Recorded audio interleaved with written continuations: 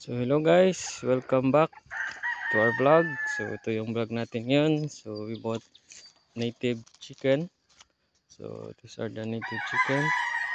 So first, we do wash kasi we're not sure for kung saan to galing.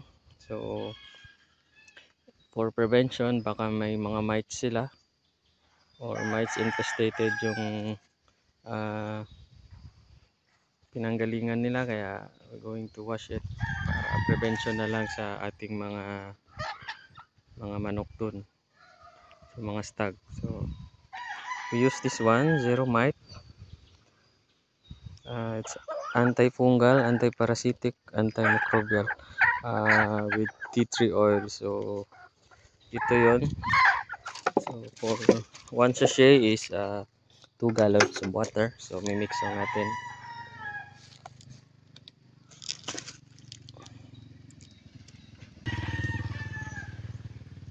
Mix mo lang.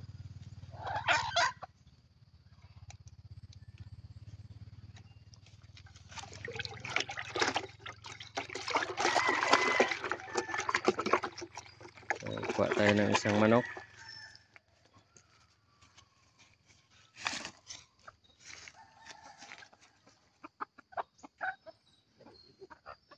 So paliguan lang natin siya guys para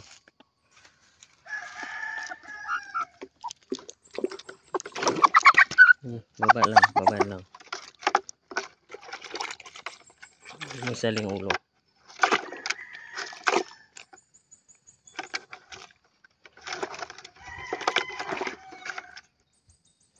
So yan lang guys, for soak it for 30 seconds to 1 minute para mabasa talaga yung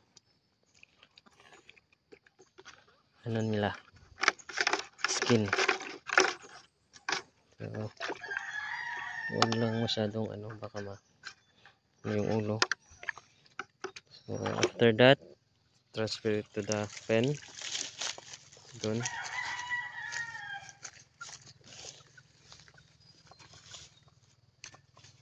Para mag-dry. So next, this one.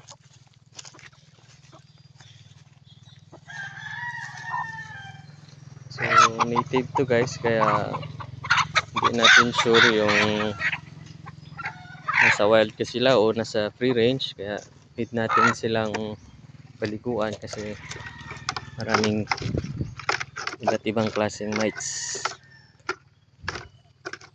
For prevention na lang din.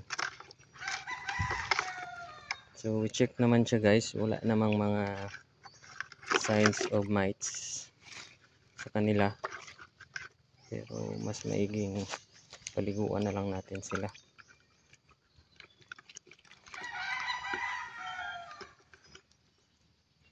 Dito i-check natin, wala namang signs ng mites.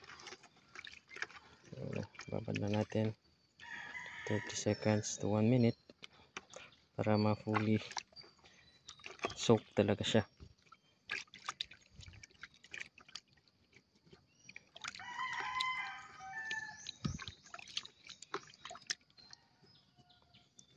So yun, okay, balik natin.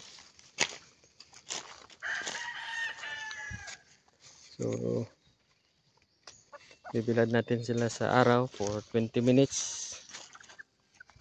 So it's recommended to para magpaligo tayo is early in the morning, like 6:30 or 7 sa ating mga manok. So this one native din to,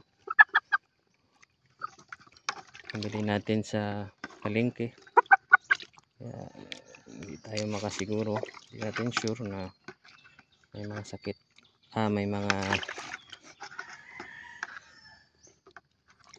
mga mites sila. So after natin silang napaligo guys, so stay lang natin sila for 30 minutes para medyo ma-dry, and then lalagyan natin sila sa range area.